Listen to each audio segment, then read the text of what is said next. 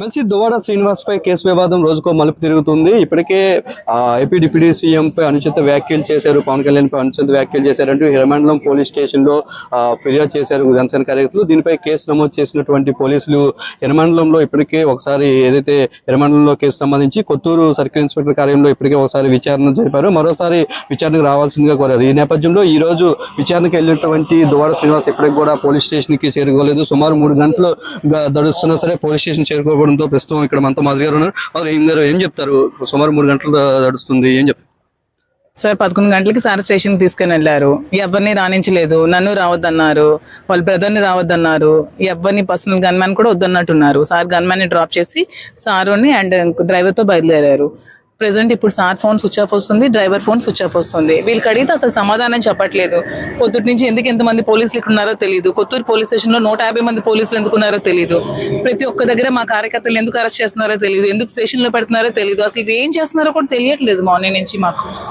అంటే ఉదయం నుంచి పోలీసులు మీ ఇంటికి వచ్చారా? ఏమైనా మిమ్మల్ని కూడా హౌస్ అరెస్ట్ చేశారంటున్నారు, ఏం చెప్పారు? నాకు స్టోర్ ఓపెనింగ్ ఉంది, July 4th నాకు వైజాగ్ వర్క్లో స్టోర్స్ ఓపెనింగ్ ఉంది. కనీసం స్టోర్ వర్క్స్ ఉన్నాయి, వర్క్స్ కూడా నాకు బయటకు వెళ్ళినవ్వట్లేదు. బ్యాంక్ లో కొంచెం చెక్స్ పాస్ చేయాలి, అమౌంట్స్ అవి పాస్ చేయడం కూడా నాకు బయటకు ఇవ్వట్లేదు. అసలు ఇక్కడ ఇంటి నుంచి బయటకు దాటనివ్వట్లేదు, ఇంటికి వచ్చే వాళ్ళు కూడా రానివ్వట్లేదు.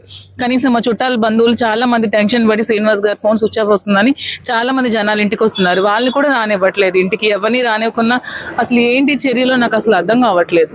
సుమారు ఎన్ని గంటల నుంచి మీకు సార్ కాంటాక్ట్ లో లేరు? ఎంత సమయం నుంచి? ఏం చెప్పారు లాస్ట్? నేను 12:30కి ఎంతకో చేశానండి. అప్పటి నుంచి ఫోన్ స్విచ్ ఆఫ్ వస్తుంది.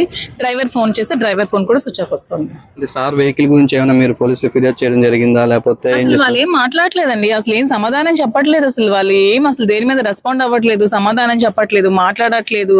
అసలు ఎందుకు ఎంతమంది ఉన్నారు, అసలు ఏం మేము మర్డర్లు చేసామో, మేము ఏం చేసామో అని అసలు ఎంతమంది పోలీసులు పహారా కాశారు. జస్ట్ సోషల్ మీడియా కేసు ఇది, దానికోసం ఎంతమంది పోలీసులు ఎందుకు పెట్టారు, అసలు ఏం కుట్ర పండుతున్నారో కూడా తెలియట్లేదు.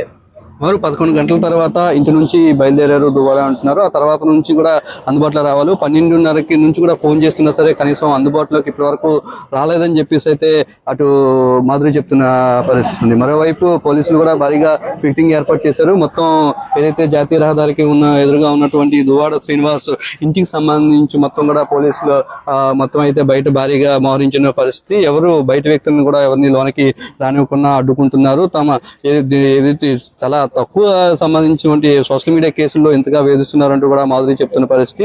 తమ కుటుంబ సభ్యులను కూడా ఇంట్లోకి రానివ్వట్లేదు. మరోవైపు దువ్వాడ శ్రీనివాస్ మిస్ అయ్యారు. అక్కడ పోలీస్ స్టేషన్ ఇక్కడ నుంచి 100 మంది పోలీసుల్ని పహారా పెట్టినటువంటి నేపథ్యంలో దువ్వాడ శ్రీనివాస్ మిస్ అయ్యారు అని చెప్పేసి ఎవరు చెప్తున్నారు. ఆమెను అరెస్ట్ చేశారా లేదా అనేది చెప్పాలని, దానికైతే పోలీసులు ఇప్పటివరకు ఎటువంటి సమాధానం లేదని కూడా ఆమె చెప్తున్న పరిస్థితి అయితే ఉంది. ఏమైనా సూర్యతో బాలు శ్రీకాకుళం జిల్లా.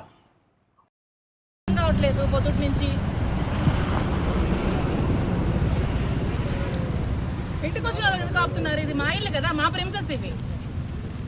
మీ పోలీస్ స్టేషన్ మీ వల్ల రాకూడదు, మీరు కూడా మా ప్రిన్సెస్కి రాకూడదు.